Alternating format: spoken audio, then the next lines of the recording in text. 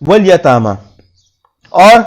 यतीमों के साथ। यतीम अपने रिश्तेदार में भी हो सकते हैं और दूसरों में भी हो सकते हैं, तो यहाँ सिर्फ यतामा का लफ्ज़ अल्लाह ताला ने इस्तेमाल किया है, वल यतामा, और यतीमों के साथ। पूरी दुनिया में जितने भी यतीम मौजूद हैं, जिन तक हम लोगों की रिसाई है, जिन तक हम लोग पहुँच सकते हैं, सबके साथ चाहिए कि हम लोग जो है अच्छा सलूक करें, हम लोग अच्छी तरीके से जो है उनके साथ बर्ताव करें। यानी कि यतीमों के ताल्लुक से अल्लाह के रसूल अलैहिस्सलाम की बहुत सारी हदीसें मरवी हैं। अल्लाह ताला ने जो है इस बात का जिक्र भी कुरान के अंदर बहुत जगहों में कर दिया है, और हदीसों में भी जो है इस बात का जिक्र आया है। यतीमों के बारे में नबी अकरम सल्लल्लाहु अलैहि वसल्लम ने फरमाया कि वो इंसान जो यतीम की जिम्मेदारी को अदा करता है, वो और मैं जन्नत में इस तरह रहेंगे। इस तरीके से ये कह करके जो है नबी करीम सल्लल्लाहु अलैहि वसल्लम ने अपने दो उंगलियों को जोड़ दिया, शहादत की उंगली और बीच की उंगली को जोड़ दिया, और कहा कि वो और मैं जन्नत में इस तरह रहेंगे। यानी कि यतीम की जिम्मेदारी को अच्छी तरीके से निभाने से जो फ़ायदा मिलता है वो ये है कि हमें आखिरत में सबसे बड़ा फ़ायदा ये होगा कि नबी करीम सल्लल्लाहु अलैहि वसल्लम के साथ जन्नत में रहने का मौका मिलेगा। सुभान अल्लाह, अल्हम्दुलिल्लाह, ये कितनी बड़ी बात है, ये ज़रूरत है। इंसान की ज़िंदगी का भरोसा नहीं है, कोई गारंटी नहीं है कब इंसान कब चला जाए दुनिया से। अगर बाप चला गया तो फिर बच्चों का कौन है जिम्मेदार?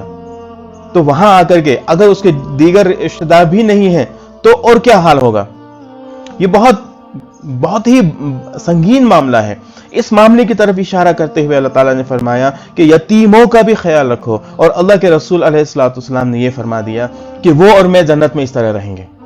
और अगले हदीस में तो अल्लाह के रसूल अलैहिस्सलाम ने खुशखबरी भी दिया है और उसके बाद चेतावनी भी दिया है। कहा कि मुसलमानों में सबसे बेहतरीन घर उस मुसलमान का है जिसका यतीम के साथ उस मुसलमान का अच्छा बर्ताव होता है। यानी कि उस घर के अंदर उस यतीम के साथ जो है अच्छा व्यवहार किया जाता है, अच्छा बर्ताव किया जाता है, तो मुसलमानों में सबसे बेहतरीन घर वो है। और मुसलमानों में सबसे बदतरीन घर वो है जिस घर में यतीमों के साथ बदसलूकी की जाती है, उनका हक अदा नहीं किया जाता है और उनको जो मिलना चाहिए अधिकार वो नहीं मिलता है। अगर याद रखिए, हमारी जो जरूरियात है, जो हमारी है पर्सनल, अगर खुद को लूं तो मेरी जो जरूरतें हैं वही जरूरत इंसान होने की हैसियत से उसकी भी होंगी। मैं बस इतना कह देना चाहता हूं, इससे जो है हो सकता है हमें बात समझ में आ जाए कि उस यतीम का भी जो है हर जरूरी चीज हम लोगों को पूरा करना चाहिए, उसकी हर एक जरूरत को हम लोगों को ध्यान में रखना चाहिए और उसकी जरूरतों को पूरी करने में हम लोगों को आगे बढ़ना चाहिए। सुभान अल्लाह। और उसके बाद अल्लाह के रसूल अलैहिस्सलाम से एक शख्स ने आकर के पूछा, एक सहाबी ने आकर के पूछा, कहा कि अल्लाह के रसूल, मेरा दिल बहुत सख्त है, मेरा दिल बहुत सख्त है, कुछ तो तरीका बताइए कि मैं अपने दिल को नरम कर सकूं। तो पता है नबी करीम सल्लल्लाहु अलैहि वसल्लम ने क्या जवाब दिया? हम लोग क्या कहेंगे? हम लोग कह देंगे कि ये दुआ पढ़ो, ये विर्त करो, इतनी रकात जो है नफल नमाज पढ़ लो, हो सकता है अल्लाह ताला तुम्हारे दिल को नरम कर दे। मगर बात सुनिए, अल्लाह के रसूल अलैहिस्सलाम ने किस अंदाज से इसका जवाब दिया। कहा कि तुम जाओ और शफकत के साथ, मोहब्बत के साथ यतीम के सर पर हाथ फेरो, इससे तुम्हारा दिल नरम हो जाएगा। किस बात की तरफ इशारा कर रहा है यह हदीस? हम लोगों को क्या बताना चाह रहा है यह हदीस? कि हम लोग जिस तरीके से हम लोगों ने रिश्तेदारी को सिर्फ फायदे का नाम दे रखा है,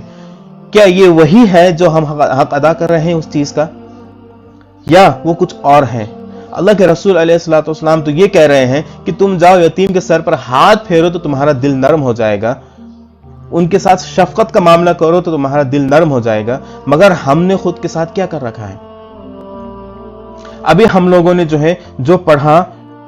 जिन लोगों के बारे में पढ़ा, वो तीन हैं। यानी कि एक माँ बाप है, दूसरे रिश्तेदार हैं, तीसरा यतीम है, और चौथे की तरफ आगे बढ़ते हैं और उसमें ये कहा गया है कि वल मसाकीन, और मिस्किनों के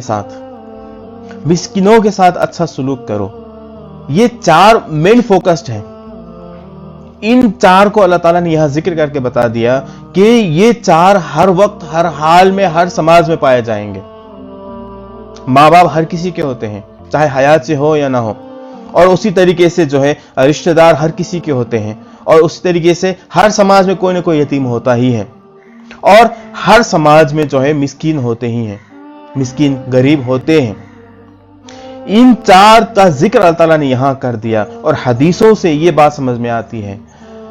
اللہ اکبر۔ اب میں ایک ایسی حدیث میں بیان کرنے جا رہا ہوں جسے پڑھ کر کے شاید آپ لوگوں کو لگے کہ ہم لوگوں نے ہو سکتا ہے کہ اب تک اپنی زندگی میں اکثر وقت کو جو ہے گنوا دیا، ہم لوگوں نے اپنی زندگی کا اکثر حصہ جو ہے گنوا دیا۔ اس حدیث کو سننے کے بعد اور اس حدیث کو جاننے کے بعد ایسا لگے گا۔ اس حدیث میں اللہ کے رسول علیہ السلام نے فرمایا کہ اس مسجد میں، یعنی کہ ان کا اشارہ مسجد نبوی تھا، ہمارے لیے مسجد نبوی کی عزت کا کوئی پیمانہ نہیں ہے، حتیٰ کہ یہاں تک کہ ہم لوگ جو ہے آج کل ہم لوگوں کی یہ عادت ہو گئی ہے کہ ہم لوگ مسجد نبوی سے محبت کو جو ہے ایمان کا اعلیٰ درجہ قرار دینے کے لیے بھی تیار رہتے ہیں، مگر اس حدیث میں اس کے بالکل برخلاف، بالکل اپوزٹ ذکر ہوا ہے۔ اس حدیث میں یہ کہا گیا ہے کہ مجھے اس مسجد میں 1 مہینے اعتکاف کرنے سے بہتر مانتا ہوں، میں خود اس مسجد میں 1 مہینے اعتکاف کرنے سے بہتر مانتا ہوں، بہتر مجھے یہ بات لگتی ہے کہ میں ضرورت مندوں کی ضرورت کو پوری کروں، میں مسکینوں کی ضرورت کے لیے جو ہے دوڑ بھاگ کروں، دوڑ دھوپ کروں۔ اللہ اکبر، اللہ اکبر۔ ہم لوگ کیا کرتے ہیں؟ اللہ کے ساتھ اپنے رشتے کو مضبوط بنانے کے لیے ہم لوگ جے نماز بچھا کر کے لمبی لمبی نمازیں پڑھنے لگ جاتے ہیں، فرض تو پڑھتے ہی ہیں، اس کے ساتھ ساتھ نفل نمازوں میں اپنے زیادہ سے زیادہ وقت لگا دیتے ہیں، جو نفل عبادات ہیں، نفل روزوں میں اپنے دنوں کو گزارنے لگتے ہیں، نفل عبادات میں اپنے وقت کو گزارنے لگتے ہیں، اور جو لوگ اس کی وجہ سے پیچھے رہ جاتے ہیں وہ ہمارے رشتہ دار ہیں، ہمارے سماج کے مسکین ہیں، ہمارے سماج میں جو یتیم ہیں وہ ہیں، ان لوگوں کا یہ حال ہے۔ کہیں پر بھی آپ کو یہ ذکر نہیں ہوا ہے، کسی مذہب کا ذکر نہیں کیا گیا ہے، یاد رکھیے گا، مسلمان مسکین نہیں کہا، مسلمان یتیم نہیں کہا ہے اللہ تعالیٰ نے۔ اللہ تعالیٰ نے فرمایا ہے کہ مسکین کسی بھی مذہب کا، یتیم کسی بھی مذہب کا، اور اگر کوئی نیو مسلم ہے تو وہ رشتہ دار کسی بھی مذہب کا، ماں باپ کسی بھی مذہب کے، کوئی مذہب کا تعین اللہ تعالیٰ نے نہیں کیا ہے۔ یہاں پر کہیں پر بھی اس بات کا ذکر نہیں کیا کہ مسلمان ہی ماں باپ ہوں گے تو ان کی تعظیم کرنا، مسلمان رشتہ دار ہوں گے تو ان کو ماننا، مسلمان یتیم ملے گا تو اس کے ساتھ یہ معاملہ کرنا، مسلمان مسکین ملے گا تو اس کے ساتھ یہ معاملہ کرنا، کہیں نہیں کہا اللہ کے رسول نے بھی، اور اس قرآن میں بھی کہیں نہیں آیا ہے۔ بات کیا کہی گئی ہے؟ صرف یہ حالات بتا دیے گئے ہیں، کسی بھی مذہب کے ماننے والے ہوں، اگر یہ لوگ اگر تمہارے سماج میں موجود ہیں تو ان کا دیکھ دیکھ کرنا، ان کا خیال رکھنا، ان کے لیے جو ہے دوڑ دھوپ کرنا تمہارے لیے نفل عبادات کرنے سے بہتر ہے۔ یہاں تک بھی بتا دیا گیا کہ مسجد نبوی میں 1 مہینے اعتکاف کرنے سے بہتر ہے ان کا خیال رکھنا، ان کے لیے دوڑ دھوپ کرنا، ان کے لیے کوششیں کرنا، ان کی ضرورتوں کو پوری کرنے میں لگنا۔ اللہ کے رسول علیہ السلام سے ایک صحابی نے پوچھا کہ اے اللہ کے رسول علیہ السلام، اللہ تعالیٰ کو کون سا عمل زیادہ پسند ہے؟ تو کہا کہ تم اپنے مسلمان بھائی کو اس کی ضرورت کو پوری کرو تو اللہ تعالیٰ کو یہ زیادہ بہتر لگتا ہے۔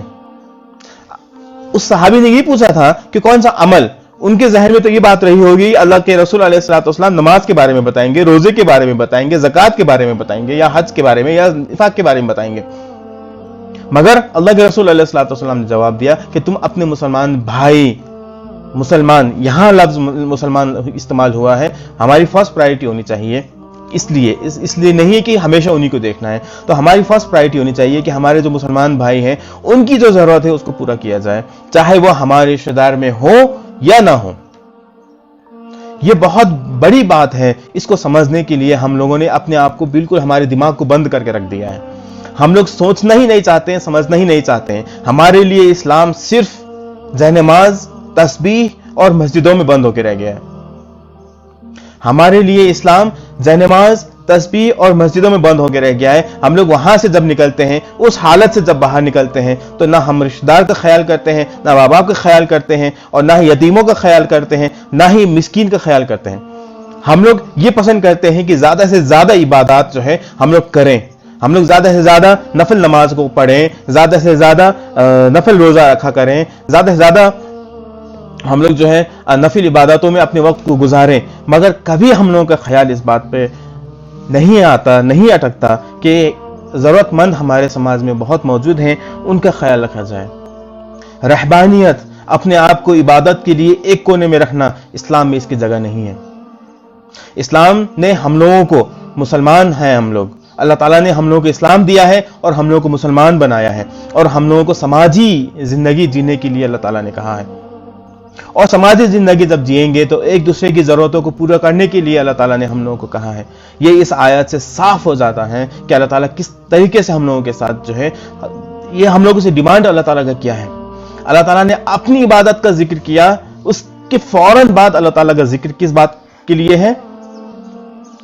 والدین کے ساتھ اچھا سلوک کرنا ہے، ماں باپ کے ساتھ، رشتہ داروں کے ساتھ اچھا سلوک کرنا ہے، یتیموں کے ساتھ اچھا سلوک کرنا ہے، اور اسی طریقے سے جو ہے ہمارے جو مسکین ہیں ہمارے سماج میں ان کے ساتھ اچھا سلوک کرنا ہے۔